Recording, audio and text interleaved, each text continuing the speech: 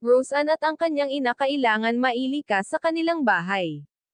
Bago natin ipagpatuloy ang reaction video na ito, isang mapagpalang araw sa inyong lahat mga kalingap. Inabutan ni Kalingap Rab sina Roseanne na nag-iimpake. Kailangan daw kasi nila na lumikas at pag ganito daw na bumabagyo ay yumayanig ang lupa sa tinitirahan nila. Nanginginig nga si Kalingap Rab sa lamig, malakas kasi ang ulan at hangin. Napansin ni Roseanne na nilalamig si Kalingap Rab kaya dali-dali muna siyang nagtimpla ng kape.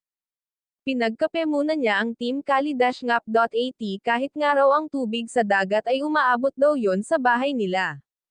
Tinanong ni Kalingap Rab kung saan sila pansamantalang titira. Sinabi ni Roseanne na pag lumilikas sila sa paaralan daw silang lahat pupunta. Doon daw sila napunta pag ganito na ang sitwasyon ng panahon. Sobra naman palang kawawa ang sitwasyon nila pag ganitong bumabagyo, kailangan talaga lumikas. Kung sa bagay konting panahon na lang ang hihintayin nila Roseanne, sila na ang susunod na mapapagawaan ng bahay. Mahirap naman talaga ang sitwasyon nila dito sa tabing dagat.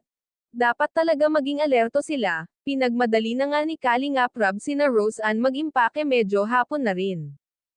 Kahit si Kalingap Rab ay natatakot na rin, nakita kasi niya ang alon na mataas na at maingay ang karagatan.